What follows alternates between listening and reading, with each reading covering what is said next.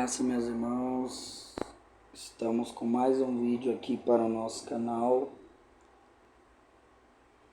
com o tema dessa vez: a letra mata, mas o espírito vivifica. É um tema bastante interessante, é um tema que é discutido muito dentro e fora das igrejas, das denominações.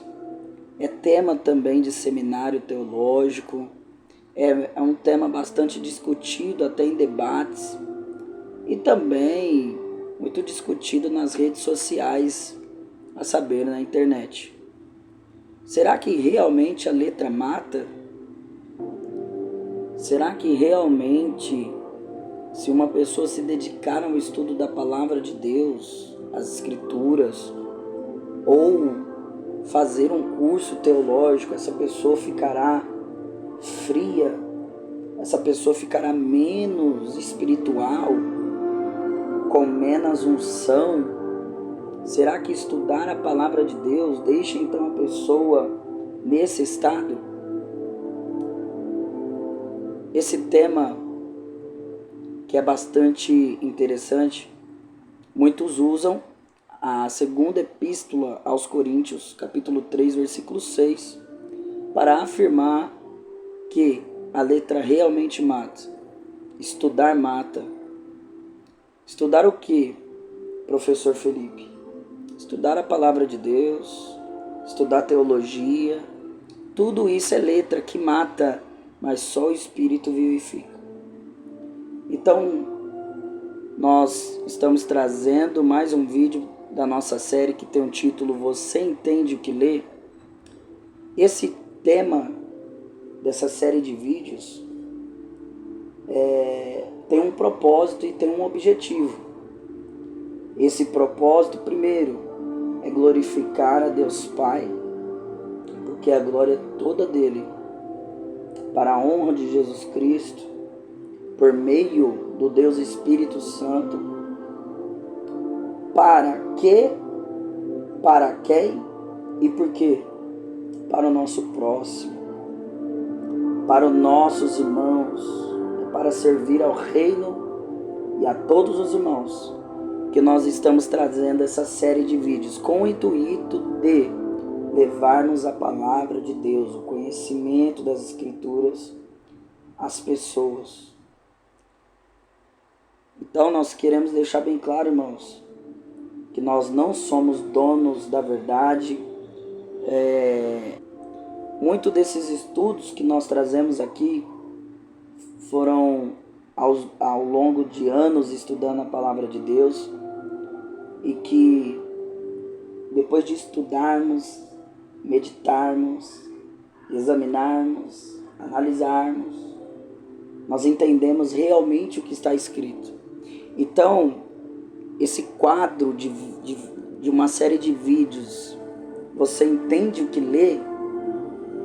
Não se trata apenas do que as pessoas que assistem entendem, mas o que nós entendemos. Será que nós entendemos realmente o que lemos?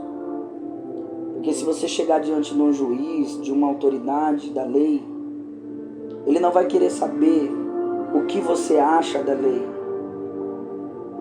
Ele não vai querer saber se alguém te ensinou errado e você aprendeu errado sobre a lei.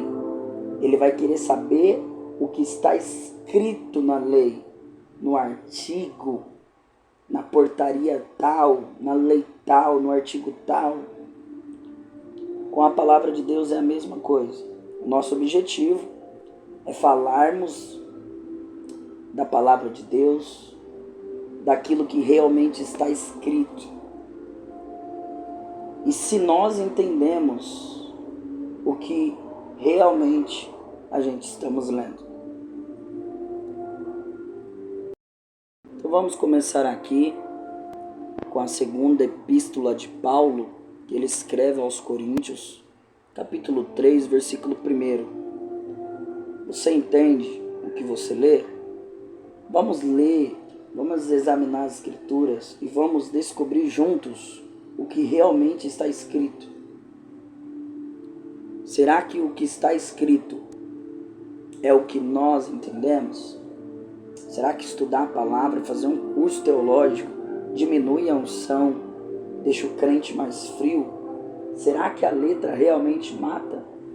Vamos lá então, a partir do versículo 1, que está escrito assim: estamos começando outra vez a recomendar a nós mesmos? É uma pergunta. Ou será que temos necessidade, como alguns, de entregar cartas de recomendação para vocês? Ou pedi-las a vocês? Vocês são a nossa carta, escrita em nosso coração, conhecida e lida por todos. Vocês manifestam que são carta de Cristo, produzida pelo nosso ministério, escrita, não com tinta. Olha só o versículo 3. Vocês manifestam que são carta de Cristo, produzida pelo nosso ministério, escrita não com tinta, mas com o Espírito do Deus vivo. Não em tábuas de pedra, mas em tábuas de carne. Isto é, nos corações. Então aqui Paulo ele está falando sobre o testemunho dos cristãos, né, de Coríntios. Ele está dizendo: olha, nós não precisamos de carta de recomendação de vocês. Nem vocês precisam de nós, porque nós sabemos que vocês são uma carta viva, né, escrita em nosso coração. Nós já conhecemos o testemunho de vocês, que é lida por todos. Vocês manifestam que são carta de Cristo, porque nós não servimos a Deus apenas com os nossos dons. Nós não servimos a Deus apenas com as nossas ofertas, 10%. É muito mais do que isso. Nós servimos ao Senhor e o seu reino com as nossas vidas. Produzida pelo nosso ministério, o ministério da palavra, o ministério do evangelismo, o ministério do pastoreio, escrita não com tinta. Paulo está fazendo uma comparação, mas com o Espírito do Deus vivo. Quem está produzindo esses frutos que Paulo está elogiando é o Espírito Santo, que está agindo na vida das pessoas. Então o Espírito Santo está escrevendo essa carta, que é as próprias pessoas, é as obras delas que estão se manifestando com frutos. Não em tábuas de pedra, como foi escrita a lei, porque a lei, lá em Êxodo 20, foi escrita em tábuas de pedra, mas em tábuas de carne, isto é, nos corações. Então Paulo está falando que a palavra de Deus, ela foi escrita nos corações, e que esses irmãos estão conseguindo viver a palavra de Deus de tal maneira que o próprio Paulo reconhece que eles são cartas de Deus, escritas pelo poder do Espírito Santo. No 4 ele diz: e é por meio de Cristo que temos tal confiança em Deus. 5. Não que por nós mesmos sejamos capazes de pensar alguma coisa, como se partisse de nós. Pelo contrário, a nossa capacidade vem de Deus, ao qual nos capacitou para sermos ministros de uma nova aliança. Não da letra, mas do Espírito, porque a letra mata, mas o Espírito vivifica. Então aqui, Paulo ele vai continuar fazendo a comparação com cartas, e ele deixa bem claro, meus irmãos, a partir aqui do versículo 3, que essas cartas, produzidas pelo ministério, claro, dos apóstolos, através dos apóstolos, são um instrumento da pregação, do ensinamento da palavra de Deus. Só que quem faz a obra, escrita não com tinta, mas com o Espírito do Deus vivo, não em tábuas de pedra, mas em tábuas de carne, isto é, os corações. Então aqui Paulo está deixando bem claro que quem está realizando a obra é o Espírito Santo por meio do ministério deles. Aí no 4 ele diz: para sermos ministros de uma nova aliança. Ele ainda diz: não que nós sejamos capazes por nós mesmos de cumprir esse ministério, porque a nossa capacidade vem de Deus. Tá? Então aqui já vai uma outra lição importante. Tudo que nós sabemos e entendemos e aprendemos vem do Espírito Santo de Deus. Então Paulo, continuando aqui, ele diz que nos capacitou, o próprio Espírito que nos capacitou para sermos ministros de uma nova aliança. Que nova aliança que ele está falando? O novo pacto que veio através de Jesus Cristo, a saber, a graça. Não é mais o ministério da lei, mas agora é o ministério da graça. Não da letra. Essa letra aqui não está falando da palavra de Deus num todo, mas o texto e o contexto está falando da letra da lei que mata. Porque aqueles que querem viver a lei, esses perecerão. O primeiro testamento serviu de aio para que nós pudéssemos reconhecer o quão miserável nós somos, o quão dependentes de Cristo e da sua graça nós somos. Então a lei, ninguém conseguiria viver ela 100% sem pecar, a não ser o Cristo, que ele mesmo disse: eu não vim para abrogar a lei, eu vim para cumprir. E realmente o único que cumpriu a lei foi Cristo Jesus. Então aqui Paulo fala que nós somos ministros de uma nova aliança, não da letra da lei do primeiro testamento, conhecido como Antigo Testamento, mas do Espírito. Esta lei do Espírito que opera hoje é a lei da graça que veio através de Jesus Cristo. É essa letra que Paulo está falando que mata. Porque a letra mata. Porque aqueles que querem viver as obrigações da lei. E aí nós temos no Primeiro Testamento as leis cerimoniais. Nós temos no Primeiro Testamento as leis que falavam dos sacrifícios, envolvendo as leis cerimoniais, que era baseado no primeiro pacto. Os sacerdotes que tinham todo aquele ritual, todas aquelas roupas. Só o sumo sacerdote entrava no Santo dos Santos, na presença de Deus. Só os levitas poderiam ser, os ministros do tabernáculo de Deus, no templo, Então isso fazia parte do primeiro pacto, tá? Então o segundo pacto, a segunda aliança, que é a da graça, hoje nós não vivemos mais isso. Hoje nós não vivemos mais aqueles mandamentos e preceitos e costumes da lei. Agora, se você falar para mim, então a Bíblia mudou? Dentro dos preceitos, dentro da lei de costumes, tanto alimentar, como também costumes relacionados ao culto do Primeiro Testamento, sim, mudou. Porque hoje nós não vivemos mais na semelhança do sacerdócio de Arão, mas hoje nós vivemos na semelhança do sacerdócio segundo a ordem de Melquisedeque, que é o sacerdócio de Cristo, uma nova aliança. Nós não vivemos mais a lei, mas nós vivemos a graça. Agora, se há um tipo de lei que não muda e é eterna, desde o Primeiro Testamento, desde da primeira ordenança, do primeiro mandamento que foi lá na dispensação da inocência, em Gênesis, lá com Adão, com Eva, é os mandamentos morais de Deus. Esses são imutáveis, que está relacionado à moral. Não matarás, não dirás falso testemunho, não cobiçarás, Esses mandamentos são eternos.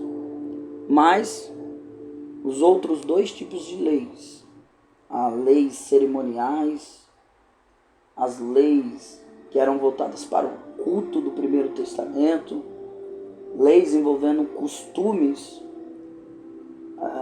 se falando até de alimentação, leis envolvendo costumes e falando até de impurezas relacionadas à saúde do povo, era dentro de um contexto, o contexto do Primeiro Testamento, tá?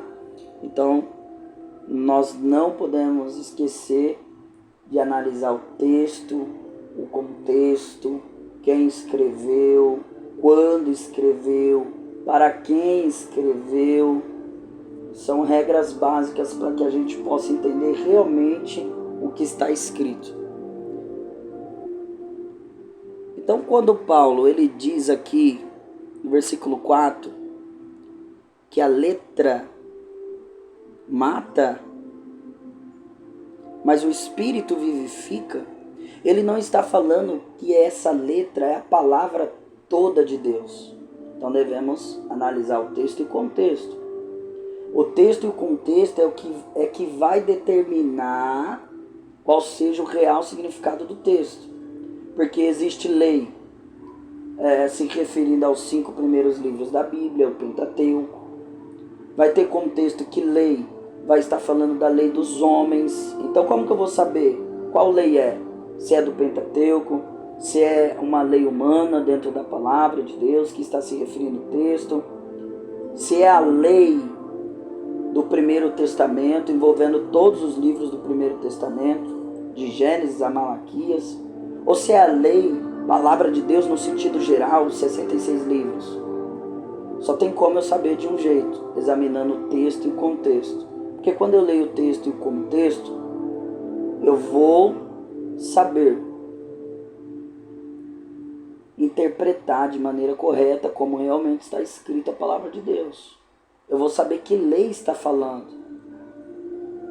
Se é uma lei humana, se é uma lei dentro do Primeiro Testamento, se é uma lei que está falando no sentido geral de toda a palavra de Deus. Então tudo isso quem vai determinar é o texto e o contexto. Então é por isso que nós estamos estudando aqui o texto e o contexto. Então quando nós lemos aqui, nós está falando que é a palavra toda de Deus que mata, mas Paulo está se referindo à lei. Essa letra mata. Olha o versículo 3. Ele não escreveu com tinta, mas com o Espírito do Deus vivo, não em tábuas de pedra. Por quê? Porque é só você ler Êxodo 20 que você vai ver que a primeira lei foi escrita em tábuas de pedra, mas a graça é escrita nas tábuas da nossa carne, a saber, o nosso coração. Sabemos que o coração também é uma simbologia de linguagem, né? Sabemos que o coração só pulsa sangue, mas nos dias bíblicos eles entendiam que o coração era o centro dos pensamentos. Nós sabemos que o centro dos pensamentos é a nossa alma, tá? E a nossa alma que leva todas essas informações para o nosso cérebro. Continuando aqui a palavra de Deus, irmãos. O versículo 7 diz: e se o ministério da morte... Que ministério é esse da morte? É o ministério da letra que mata, da lei que foi escrita em tábuas de pedra. Se o ministério da morte, gravado com letras em pedras, está vendo? Novamente ele repete. Se o ministério da morte, gravado com letras em pedra, se revestiu de glória, aqui ele fala do contexto de Êxodo 20, a ponto de os filhos de Israel não poderem fixar os olhos na face de Moisés, por causa da glória do seu rosto, ainda que fosse uma glória que estava desaparecendo. Como não será de maior glória o ministério do Espírito? Então Paulo está falando sobre duas alianças, sobre dois ministérios. O ministério da lei, que foi escrito, gravado em pedras, né? Ministério da morte. Por quê? Porque ninguém conseguia viver a lei sem pecar, sem errar. Somente Cristo foi aquele que desceu do céu, se fez carne, e vimos a sua glória como a glória do unigênito do Pai, como nos escreve o apóstolo João, no Evangelho de João, capítulo 1, versículo 14. Porque Jesus cumpriu tudo. Ele viveu sem pecado, nasceu sem pecado, morreu sem pecado e ascendeu ao céu sem pecado. Jesus cumpriu a lei. E é por isso que nós vivemos a graça. Porque não foi de graça. Jesus pagou o preço por nós. Ele viveu cada tio da lei. Ele nasceu sem pecado, viveu sem pecado, morreu sem pecado e ascendeu ao céu sem pecados. Glória, pois, ao nosso Rei Jesus, por tudo que ele realizou e fez. Então nós entendemos aqui, irmãos, que não está falando de estudar a palavra. Aqui não está falando que você fazer um curso teológico, você vai ter menos unção, que você vai ficar frio. Isso é texto fora de contexto. E texto fora de contexto gera muito pretexto para muitas heresias. Vai gerar muitas interpretações erradas. A Bíblia não está falando que é proibido você estudar a palavra de Deus. A Bíblia não está falando que é proibido você fazer um curso teológico. É claro, se você é pentecostal como eu, você não vai fazer uma teologia que é contraditória ao ensinamento pentecostal. Você tem que fazer uma teologia pentecostal para que não haja confusão, tá? Só para os irmãos entenderem aqui o contexto, tá? Então aqui, versículo 7 fica bem claro: o ministério da morte, gravado com letras em pedras, é o ministério da lei. Se revestiu de glória ao ponto dos filhos de Israel esconderem o rosto. Se o ministério que era de morte, gravado em pedras, teve uma glória, ainda que estava desaparecendo, e eles viam essa glória no rosto de Moisés. O 8, como não será de maior glória o ministério do Espírito, que é o ministério da graça. O Pai já veio, o Filho se fez carne, Jesus ascendeu aos céus, mas ele disse que não iria nos deixar órfãos, que ele iria enviar o Espírito Santo, e hoje nós vivemos o ministério do Espírito. A terceira pessoa da Trindade habita em sua igreja, em sua noiva.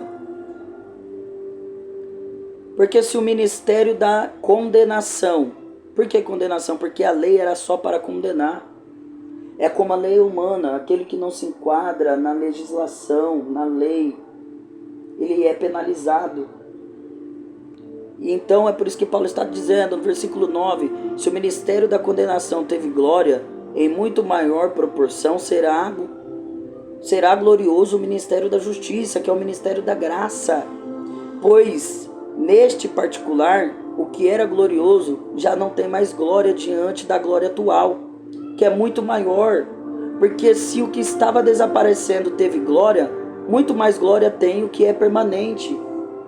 O que Paulo está dizendo nesse texto, nesse contexto, que a letra que mata são aqueles que querem viver o Antigo Testamento, o Primeiro Testamento. É aqueles que querem viver debaixo da lei, porque essa aliança passou. Cristo Jesus, ele veio nos trazer a graça. É isso que o texto e o contexto está dizendo. O contexto não está dizendo que se alguém estudar a palavra de Deus, essa pessoa vai ficar fria, porque a letra mata. Se alguém fazer um curso teológico, vai perder a unção, porque a letra mata. E é por isso que tem muitas pessoas frias nas igrejas e nos seminários, porque a letra mata. Não, isso é um erro bíblico. E aí volta a nossa pergunta: você entende o que você lê?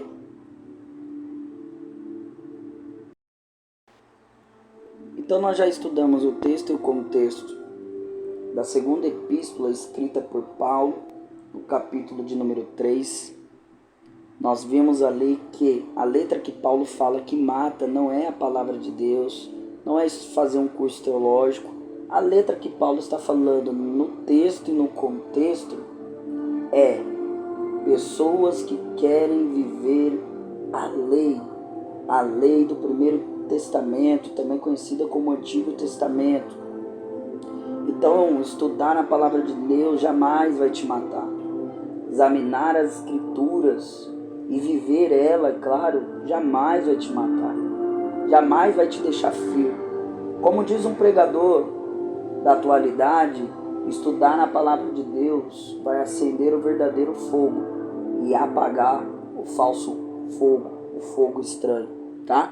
E nós trouxemos alguns textos bíblicos, junto com o seu contexto, que fala sobre a palavra de Deus, para comprovar que estudar a palavra de Deus, fazer um curso teológico, não vai retirar em nada a sua unção, não vai te deixar frio em nada.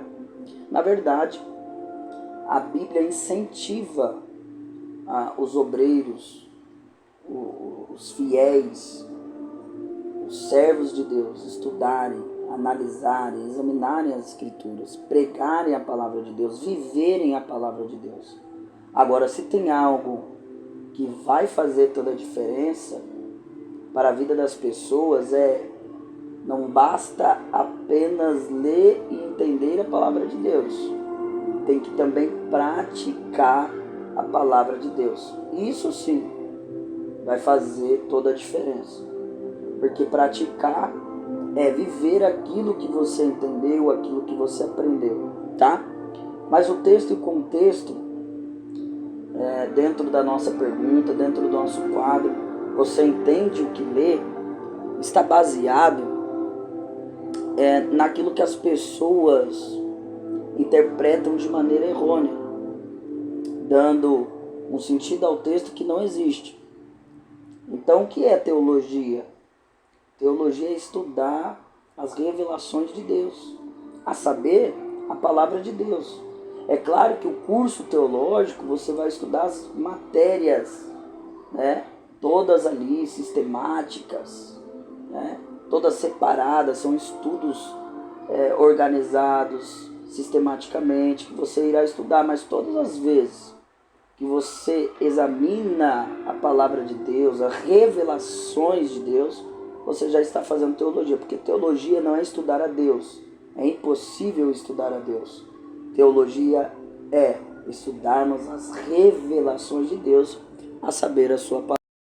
Então aqui nós estamos com alguns textos que mostram, que incentivam os cristãos, os servos de Deus, os fiéis, os obreiros em geral, estudarem, examinarem, pregarem, viverem, porque nós vivemos para pregar e pregamos também para viver. É uma via de mão dupla. Esdras, capítulo 7, do versículo 9 ao 10, olha o que diz. No primeiro dia do primeiro mês, ele saiu da Babilônia e chegou a Jerusalém no primeiro dia do quinto mês, porque a boa mão de seu Deus estava sobre ele, pois Esdras tinha decidido dedicar-se a estudar a lei do Senhor e a praticá-la e a ensinar os decretos e os seus mandamentos aos israelitas. Então a primeira coisa que Esdras fez quando ele voltou da Babilônia, do cativeiro, foi: vamos examinar a palavra de Deus, vamos estudar as sagradas escrituras. Então, se o próprio Esdras estudou a palavra de Deus, e se ele mesmo, se você ler o texto e os contextos posteriores e os seus textos, você vai ver que Esdras fez isso também pessoalmente. Esdras começou a pregar. Ele não só estudou, se dedicou a estudar, como também se dedicou a pregar. Quem não senta para aprender também não ficará de pé para ensinar, não estará preparado para ensinar. Ele ensinou a palavra de Deus. Então, é aqui uma prova de que se estudar a palavra de Deus é necessário para que possa pregar a palavra de Deus. Nós temos aqui o salmista no Salmo 119, verso 105. Olha o que o salmista diz: lâmpada para os meus pés é a tua palavra e luz para os meus caminhos. Se o salmista está dizendo que a palavra de Deus é lâmpada para os pés e luz para os caminhos, se eu tenho lâmpada no meu pé, eu sei por onde eu ando. Se eu tenho luz que ilumina os meus caminhos, eu sei qual é o meu destino, eu sei para onde eu vou, eu sei aonde eu estou, eu sei como eu estou andando e eu sei para onde eu vou. Tudo isso baseado na palavra. Como é que a palavra de Deus pode ser algo ruim, que tira a unção de alguém, se a palavra de Deus é a que ilumina os nossos passos? É através dela, é com ela que nós sabemos como devemos andar, como devemos praticar as nossas obras. Como ser um bom pai, como ser um bom filho, como ser um bom esposo, como ser uma boa esposa, como ser uma boa mãe, como ser um bom servo ao reino de Deus, como prestar um serviço ao reino, aos nossos irmãos, ao nosso próximo, o que é fazer a obra de Deus, tudo isso é na palavra.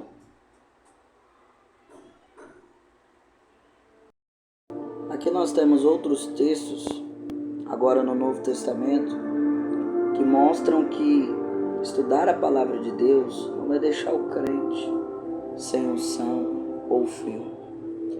Nós vamos começar com Atos dos Apóstolos, conhecido também como Atos do Espírito Santo, capítulo 17, versículo 11, que diz: os bereanos eram mais nobres do que os tessalonicenses. Olha que interessante.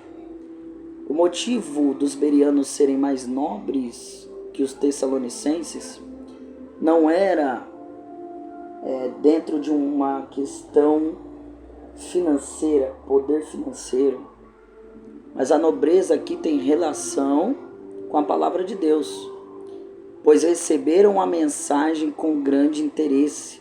Por isso eles eram nobres em pensamentos, em atitudes corretas em relação ao reino de Deus, à palavra de Deus. E além de receber a palavra com grande interesse, eles examinavam, olha só, examinando todos os dias as Escrituras, para ver se tudo era assim mesmo. Então, conforme a pregação da palavra vinha ao encontro dos bereanos, eles recebiam com grande interesse a palavra de Deus e eles examinavam com frequência todos os dias para ver se tudo era assim mesmo. Ou seja, eles iam examinar nas Escrituras tudo que era pregado, tudo que era ensinado, para ver se realmente tudo que estava sendo pregado e ensinado estava dentro das Escrituras. Se realmente tudo que estava sendo ensinado, pregado, estava de acordo com a palavra de Deus. Essa tem que ser a minha e a sua atitude. Nós temos que ter esse compromisso de examinar, de lermos, de se atentarmos à palavra de Deus. Não com o intuito de ser melhor do que ninguém, não com o intuito de soberba, para mostrar que temos conhecimento mais que um ou mais que outro. Não, o único propósito é falar o que realmente está escrito, ensinando a verdade da palavra de Deus e conduzindo as pessoas ao certo, para que essas pessoas aprendam o correto e para que essas pessoas lá na frente também possam levar outras pessoas ao correto. E esse correto é Cristo Jesus. Olha que interessante, Marcos capítulo 12, versículo 24. Jesus respondeu: vocês estão enganados, pois não conhecem as Escrituras, nem o poder de Deus. Aqui o contexto era que eles estavam presos àquela tradição, a qual na lei deles dizia que se um irmão morresse, o outro irmão ou o parente mais próximo tinha que assumir a mulher do irmão. E a pergunta deles a Jesus foi: de quem seria essa mulher no reino eterno de Deus? E aí Jesus vai responder dizendo: vocês estão errando porque não conhecem as Escrituras. O próprio Jesus está dizendo: vocês não conhecem as Escrituras, porque se vocês conhecessem a palavra de Deus, vocês não estariam errando. Vocês não conhecem nem as Escrituras e nem o poder de Deus. Então é necessário conhecer as Escrituras para que a gente não possa errar. Então Jesus não condenou a palavra de Deus, não examine as Escrituras. Ele diz, pelo contrário, ele afirma: vocês estão errando porque não conhecem as Escrituras. Porque no reino eterno de Deus, no reino dos céus, não se casam e nem dão em casamento, porque serão semelhantes aos anjos. Mas uma prova, que nós devemos estudar a palavra de Deus, que estudar a palavra de Deus não mata ninguém. O que vai matar é quem estuda e quem examina as escrituras, mas não vive a palavra de Deus. Isso sim, aí já é outro contexto, porque nós pregamos para viver e vivemos para pregar. O apóstolo Tiago, em uma das suas cartas, ele escreve: não seja apenas ouvinte da palavra, mas também praticante. O próprio Cristo Jesus deixou bem claro que aquele que ouve as palavras e põe em prática é um homem prudente, que edifica sua casa na rocha, mas aquele que ouve a palavra e não põe em prática é um homem que não é prudente, que edifica sua casa na areia, e quando vier as tempestades, os ventos, essa casa vai cair, grande vai ser sua queda. Mas estudar a palavra de Deus faz parte do contexto de um obreiro aprovado. Olha o que diz a segunda epístola a Timóteo, capítulo 2, versículo 15. Procura apresentar-se a Deus aprovado. Então, o obreiro ele se apresenta primeiramente a Deus, como obreiro que não tem do que se envergonhar, testemunho, e que maneja corretamente a palavra da verdade. Em outras traduções está escrito que maneje bem a palavra da verdade. Então, para ser um obreiro, de maneira geral, tem que manejar bem a palavra da verdade. Tem que ser conhecedor das Escrituras. Tem que ser conhecedor da palavra de Deus. Tem que ser conhecedor, sim, porque como eu vou ensinar aquilo que eu não conheço? Cada um só vai dar aquilo que tem. Não tem como você oferecer aquilo que você não tem. Se você não estuda, se você não senta para aprender, como você vai ficar de pé para pregar, para ensinar? Como você vai discipular alguém para Cristo Jesus se você nem sabe quais são as ordenanças de Jesus, os ensinamentos de Jesus? Segunda carta ainda a Timóteo, segundo escreveu Paulo, capítulo 3, versículo 15 ao 17, diz: porque desde criança você conhece as sagradas letras, que são capazes de te torná-lo sábio para a salvação. Olha só que interessante. Desde criança você conhece as sagradas letras. Que sagradas letras são essas? A palavra de Deus, que são capazes de torná-lo sábio para a salvação, mediante a fé em Cristo Jesus. Então a palavra de Deus, ela te torna sábio para a salvação. É necessário que todo obreiro maneje bem a palavra da verdade para pregar a salvação aos perdidos. Toda a escritura, olha o que ele vai falar da palavra, toda a escritura é inspirada por Deus. Os homens escreveram, mas ela é inspirada por Deus, o Espírito Santo que inspirou os homens. Toda a escritura é inspirada por Deus e útil para o ensino. Para que é útil a palavra de Deus? Ensino, para a repreensão, para a correção e para a instrução na justiça, para que o homem de Deus seja apto e plenamente preparado para toda boa obra. Então olha só que interessante essa carta que Paulo escreve a Timóteo. Então toda a escritura é inspirada por Deus e é útil para o ensino, para a repreensão, para a correção e para a instrução na justiça, para que o homem de Deus seja apto e plenamente preparado para toda boa obra. Então aqui a gente encerra mais uma vez esse quadro. Você entende que você lê. Espero que esse vídeo seja útil para o seu conhecimento. Se você já sabia dessa verdade, compartilhe esse vídeo com pessoas que ainda não compreenderam a palavra de Deus, ou não entendem, ou têm dúvidas. Tá? Compartilhe esse vídeo, porque todos esses vídeos são para a glória de Deus, para a honra de Jesus Cristo, por meio do Espírito Santo de Deus, para servir ao reino, ao nosso próximo e a todos os nossos irmãos. Que Deus abençoe a todos. Nos vemos no próximo vídeo. Você entende o que você lê?